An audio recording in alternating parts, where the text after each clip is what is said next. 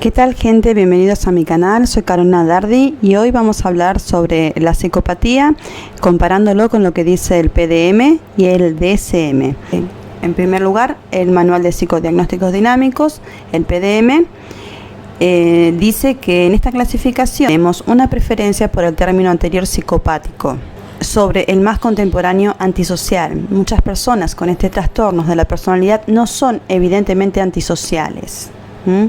Es decir, no están en conflicto observable con las normas sociales, y a la inversa, muchas personas que cumplen con criterios del DSM y del CIE para la personalidad antisocial no son característicamente psicopáticas. Algunas personas con trastorno psicopático de la personalidad pueden seguir sus agendas en contexto de aprobación social e incluso admiración. Por ejemplo, cuando una persona psicopática es un agente de inteligencia. En algunas ocupaciones se recompensa el comportamiento psicopático. Aunque muchos individuos psicopáticos tienen problemas con las autoridades, algunos son bastante efectivos para evadir la responsabilidad por el daño que les hacen a los demás. Y con respecto a esto de que hay otras personas que tienen otras clases de trastornos que pueden evidenciar conductas que parecen ser psicopáticas, uno de los criterios clasificatorios así por exclusión, para que se pueda, lo sostiene el mismo DSM, habla de que la persona no debe estar en un estado maníaco. Entonces ahí vemos quiénes pueden estar en un estado maníaco: las personas bipolares. Entonces fíjense cómo conductas psicopáticas se pueden manifestar en otro tipo de trastornos, como también el borderline, que hemos hablado en este canal ampliamente. Sin embargo, no quiere decir que estas personas sean psicópatas, Los individuos con trastorno psicopático de la personalidad se encuentran en todo el rango límite de gravedad. Su orientación característica es la de expresar poder por sí mismo. Están mucho más preocupados por la autodefinición que por la relación con los demás. Disfrutan engañar a las demás personas y someterlos a manipulación. El concepto de Dreuch de el impostor encaja en el ámbito psicopático. Aunque el estereotipo de personalidad antisocial implica agresión y violencia, la observación clínica durante muchas décadas, comenzando con Henderson en 1939, ha diferenciado entre una versión agresiva al trastorno psicopático de la personalidad y un tipo de psicópata pasivo-parasitario, que utiliza diferentes medios para lograr fines de explotación. Estos subtipos pueden considerarse más introyectivos y anaclíticos, respectivamente, dentro del contexto de un tipo de psicología notablemente no anaclítico. Los procesos introyectivos que operan en un psicópata agresivo pueden construir una identificación con un cuidador violento o abusivo. Las personas psicopáticas sienten ansiedad como tal con menor frecuencia o intensidad que los individuos no psicopáticos. Existe evidencia empírica de que muchas personas con este trastorno de la personalidad tienen un umbral fisiológico de estimulación más alta de lo normal y, por lo tanto, lo buscan de manera adictiva. Los individuos patológicamente psicopáticos se caracterizan por carecer del centro de gravedad moral, por esa lucha con el poder que la dirigen hacia los fines que son socialmente valiosos para ellos. Los individuos psicopáticos pueden ser encantadores e incluso carismáticos y pueden leer los estados emocionales de los demás con gran precisión. Pueden ser hiperagudas en su entorno.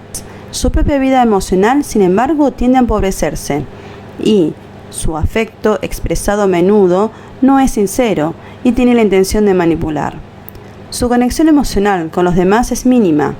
Normalmente pierde interés en las personas que considera que ya no les son útiles. Carecen de la capacidad de describir sus propias reacciones emocionales con profundidad o matiz, y con frecuencia somatizan.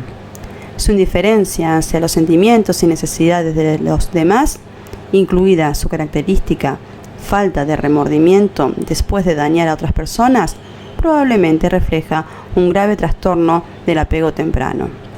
La negligencia, el abuso, la adicción o la falta de confianza caótica en los cuidadores o un ajuste profundamente malo entre el temperamento de niño y el de los adultos responsables puede haber hecho imposible un apego seguro. ¿Y qué dice el DSM, nuestro buen amigo del DSM? Bueno, yo tomo del DSM-4, ¿por qué? ¿Por qué es más descriptivo el DSM-4 que el DSM-5, que solamente enuncia unos ítems de criterios de diagnóstico y nada más, y en cambio el DSM-4 sí es más explicativo? Y además los criterios diagnósticos de los trastornos de la personalidad en el DSM no han cambiado desde su incorporación, prácticamente. Bueno, características diagnósticas. La característica esencial del trastorno antisocial de la personalidad es un patrón general de desprecio y violación de los derechos de los demás, que comienza en la infancia o al principio de la adolescencia y continúa en la edad adulta. Tengan en cuenta siempre, para pensar que una persona pueda llegar a ser antisocial o psicópata, que debe de regirse por los criterios de diagnóstico que voy a pasar a enunciar a continuación. Y estos criterios de diagnóstico tienen que ser un patrón de conducta, no un hecho aislado. Criterio 1. El engaño y la manipulación son características centrales del trastorno antisocial de la personalidad.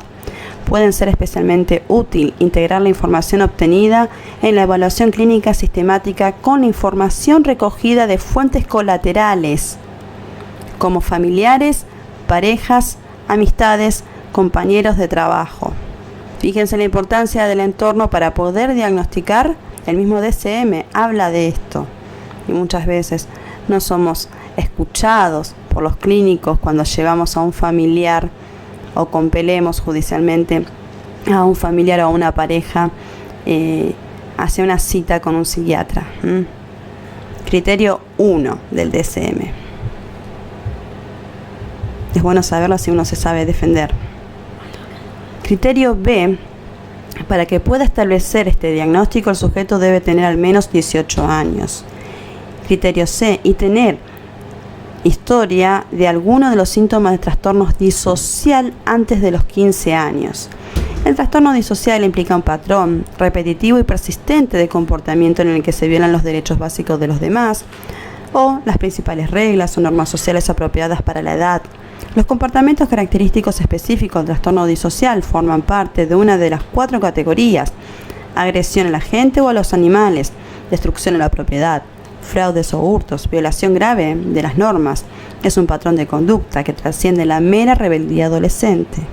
El patrón de comportamiento antisocial persiste hasta la edad adulta. Los sujetos con trastorno antisocial de la personalidad no logran adaptarse a las normas sociales en lo que respecta al comportamiento legal, criterio A1. Pueden perpetrar repetidamente actos que son motivo de detención, que pueden o no producirse, o sea, la detención.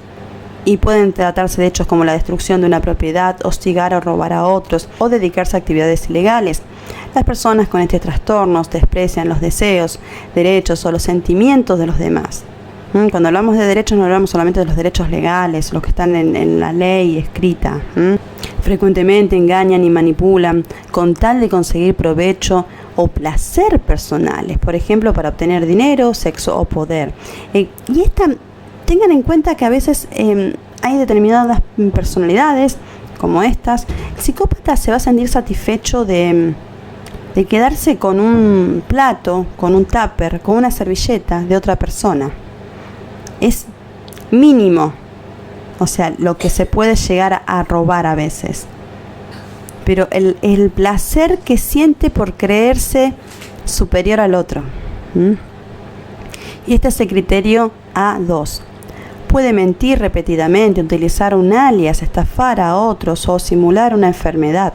Se puede poner de manifiesto un patrón de impulsividad mediante la incapacidad para planificar el futuro, criterio A3. Las decisiones se toman sin pensar, sin prevenir nada y sin tener en cuenta las consecuencias para uno mismo o para los demás, lo que puede ocasionar cambios repentinos de trabajo, de lugar de residencia o de amistades, y de pareja, ni hablar, por supuesto. Los sujetos con trastorno antisocial de la personalidad tienden a ser irritables y agresivos y pueden tener peleas físicas repetidas o cometer actos de agresión, incluso los malos tratos al cónyuge o a sus hijos, criterio A4. Los actos agresivos necesarios para defenderse a uno mismo o a otra persona no se consideran indicadores de este ítem.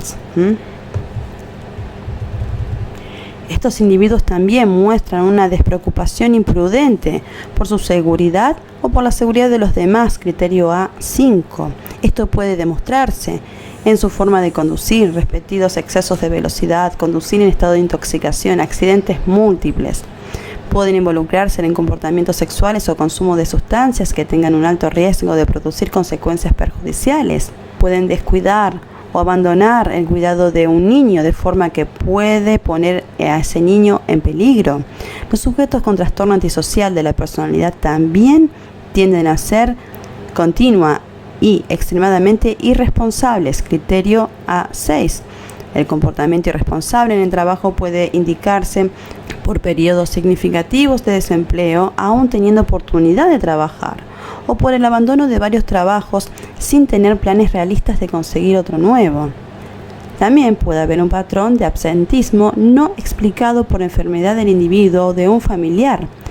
La irresponsabilidad económica viene indicada por actos como la morosidad en las deudas y falta de mantenimiento de los hijos y de otras personas que dependan de ellos de forma habitual.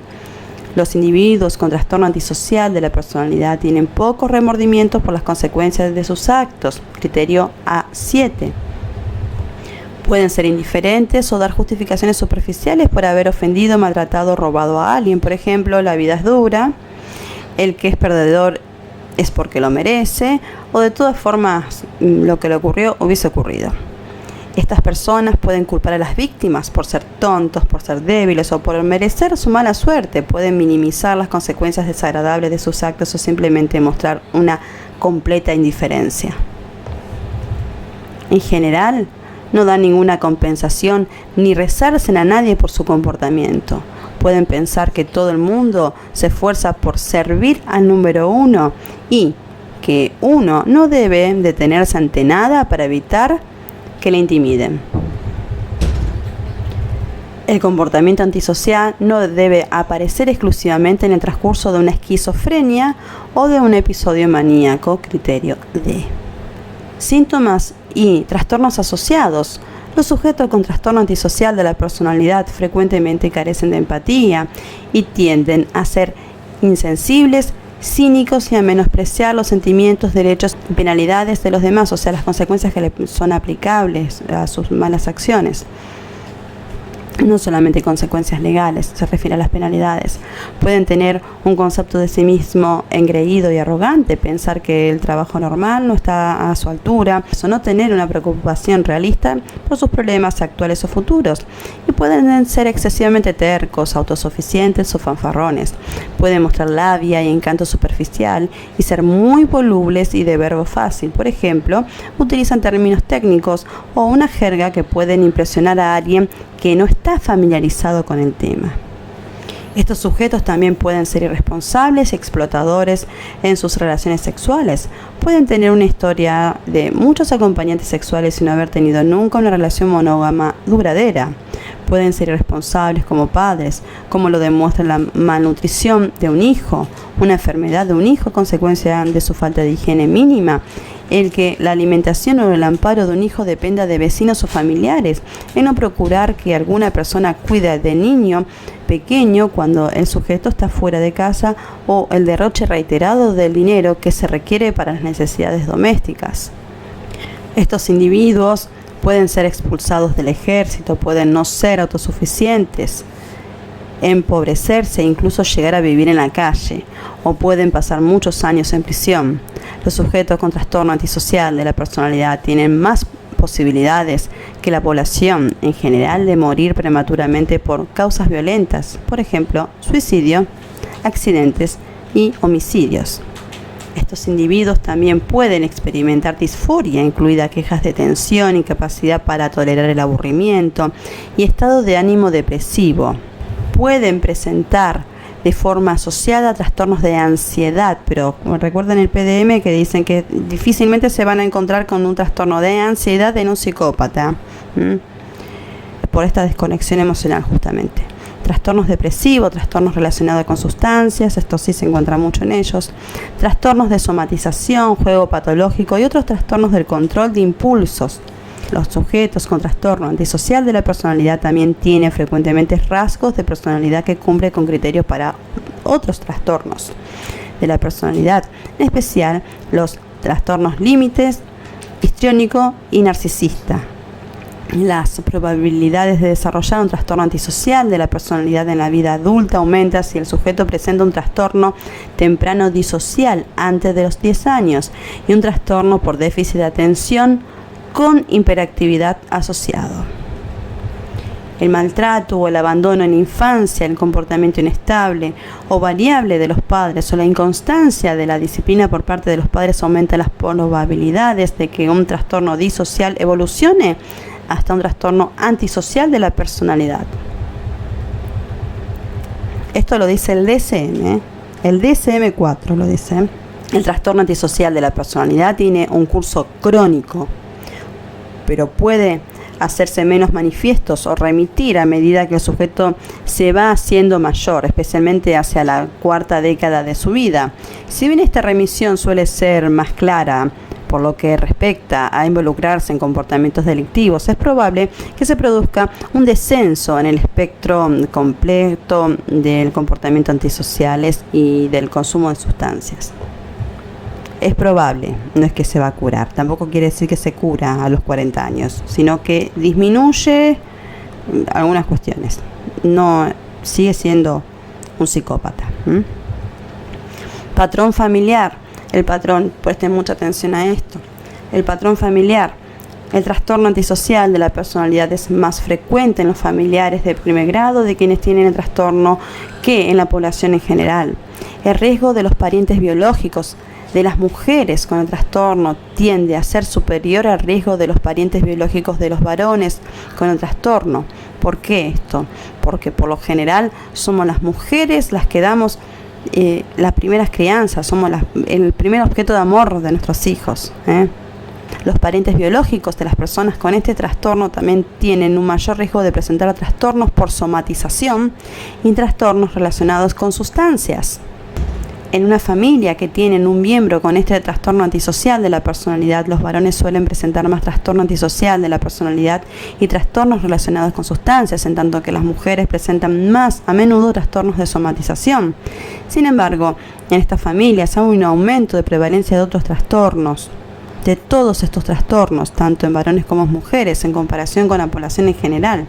Los estudios de adopción indican que tanto los factores genéticos como los ambientales contribuyen al riesgo para que este grupo de trastornos, los hijos adoptivos y los biológicos de padre con trastorno antisocial de la personalidad tienen un riesgo elevado de presentar trastorno antisocial de la personalidad, trastornos de somatización y trastornos relacionados con sustancias. Los niños adoptados se parecen a sus padres biológicos más que a sus padres adoptivos, aunque el entorno de la familia de adopción influye en el riesgo de presentar un trastorno de la personalidad y la psicopatología relacionada. Bueno, gente, este fue el video descriptivo en comparación al PDM con el DSM de lo que es el trastorno de la personalidad antisocial o el trastorno psicopático. Ustedes pueden suscribirse a mi canal, si les gustó este video pueden darle like, y si quieren colaborar con mi tarea pueden hacer un donativo a través de PayPal. Si quieren solicitarme una consulta, háganlo a través de mi página web carolinadardi.com. Hasta luego, gente.